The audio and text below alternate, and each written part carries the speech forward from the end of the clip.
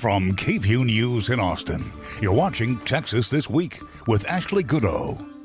Good Sunday morning. The state of Texas is investigating claims that migrants unlawfully crossing into the U.S. at the Texas-Mexico border are being treated inhumanely.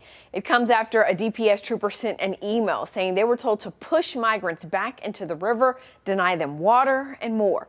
We'll have more on that in just a minute, but first, let's get to the 3 things you need to know in Texas politics.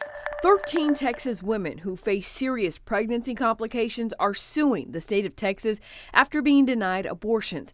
Texas law allows doctors to perform abortions only when a woman's life is in danger. Opponents say that's not a clear definition, forcing women to go untreated until they are near the point of death or cruelly forcing them to carry out non-viable pregnancies, causing emotional and financial distress.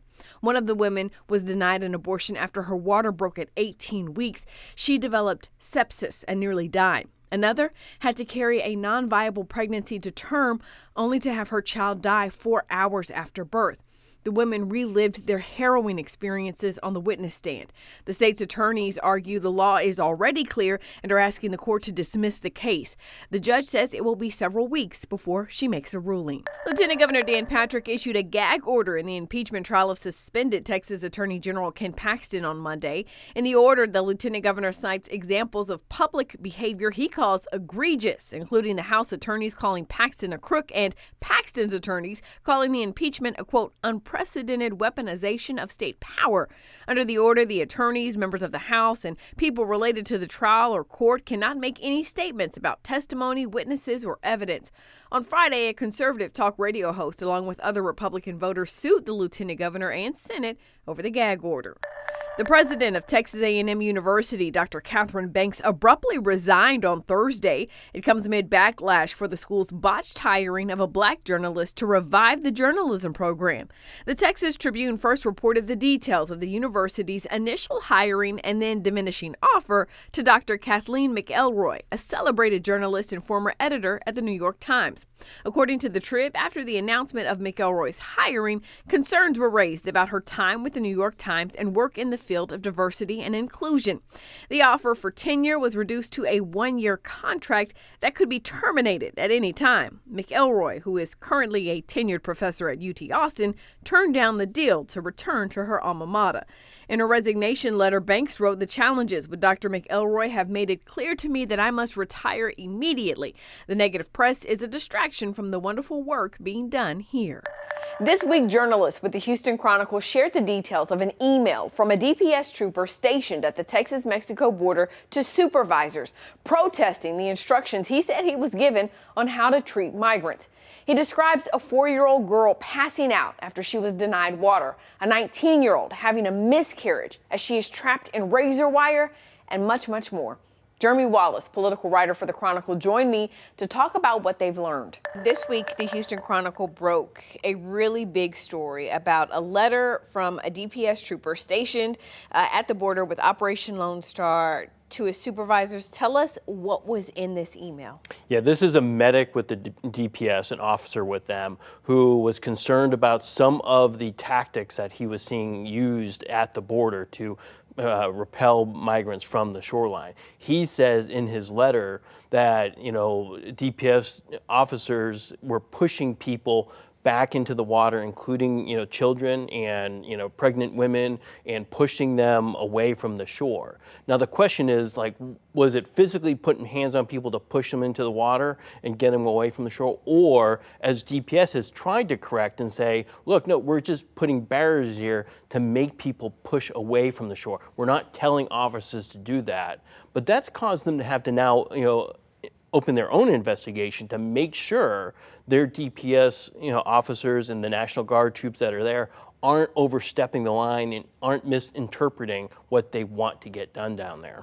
The other thing in this email, there's a lot of examples of really harrowing, yes, I would go as far as to say inhumane treatment of people. Tell us about some of the most egregious things that he pointed out that he has seen. Yeah, to actually see migrants injured, to get caught into the razor wire. Now, this razor wire is not like your typical barbed wire. This is like sharp, bloody, incidents that are happening from that. So he's found people wrapped in the wire. And again, this feeds into what we already heard from Federal Border Patrol just a week earlier. We reported that the Border Patrol in Eagle Pass was complaining that they're having trouble getting to the migrants when the migrants are hurt, just like this officer's saying. And it's like, so they're having to cut through the DPS razor wire at their risk of getting hurt to go get these people who then they can get care and aid to. And so you see it's happening on two fronts at this point. We have the Federal Border Patrol saying it, and now we have a DPS officer saying he can't get to the migrants himself. It's like he's seeing the injuries. He's seeing the children who are actually getting hurt and the dehydration of people that they can't get to. And so it's really terrible stuff. You know, you, as you mentioned, have been to Eagle Pass numerous times, and you and I were talking in terms of how it's set up, how it physically looks. People don't always see this razor wire that's there. Yeah. It's not a clear cut, sort of barrier. Explain to us, describe for us what it looks like.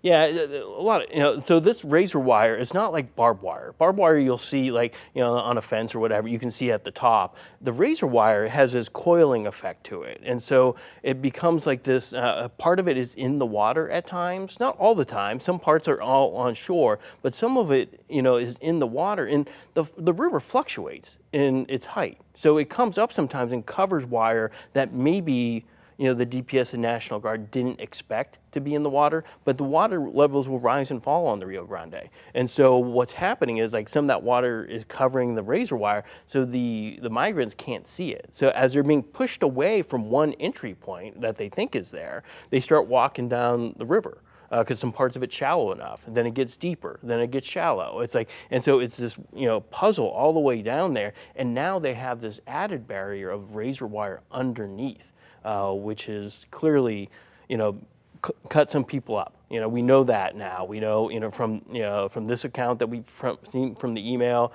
I've talked to Border Patrol. Border Patrol's had the same problem. There are people getting cut up, and they're trying to get to them, and they're being delayed getting there because DPS has been instructed not to work with Border Patrol in some areas. One section of the river that I was in, where they were putting in those floating buoy barriers, we watched as Border Patrol had been fenced away from the river. Border Patrol, they created a spot for caring for migrants, so they had water, shade, toilets, and things like that for the migrants when they come across. But DPS has shut it down by putting barriers and razor wire all in front of it, so the migrants can't get there. And so the Border Patrol is on the other side of this fence with all this potential aid to help the very people they see struggling walking along the river who are clearly dehydrated, and they can't get to them because DPS has ordered no. The DPS tells me, no, the Border Patrol station was becoming a magnet for these migrants, so they would go towards it for aid. Well, of course they are, of course. And it's like, and they don't want that to happen. And so they're trying to say, no, we're going to shut that down so the migrants will go back across the river and go home. There are lawmakers on the federal level calling for the Biden administration to step in and to take action against Texas. Tell us about that. Oh yeah, it's like, and it's getting more and more so. It's like, expect over the next couple of days, members of Congress are really going to start putting a lot of pressure on the Biden administration to do more right now. All we've had so far from the Biden administration is, the Justice Department has said they're looking into the matter. The, State Department has said they've asked for information from the state on the barriers that they're placing in and around the water. But we don't have anything really definitive yet. Even the White House, the press secretary for the White House came out and said that this is terrible. We abhor what's happening, but there's been no actual action yet in terms of what the federal government can and can't do. To your point, if nothing else, Governor Abbott wants the Biden administration to take some sort of action, and we're just going to have to wait and see how it all plays out politically. Yeah, absolutely. Yeah, this is the showdown I think we all knew was eventually going to come, and I think we are right on top of it at this point. And now, the last word.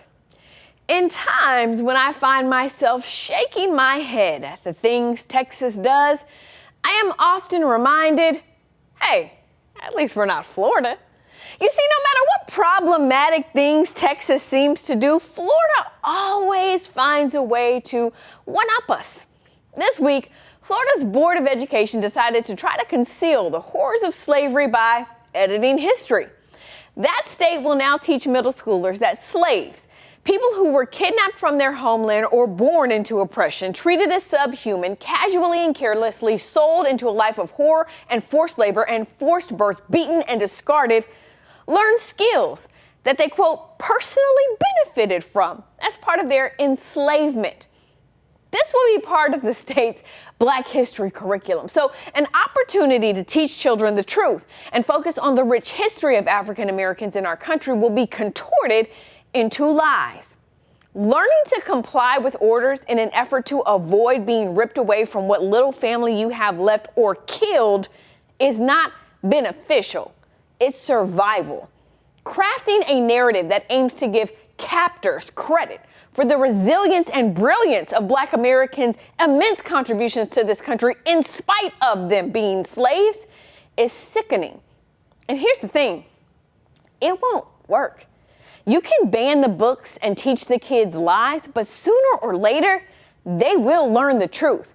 Not just about the history, but also about the men who tried to keep it from them. So, okay, Florida, that's the last word. And this has been Texas This Week.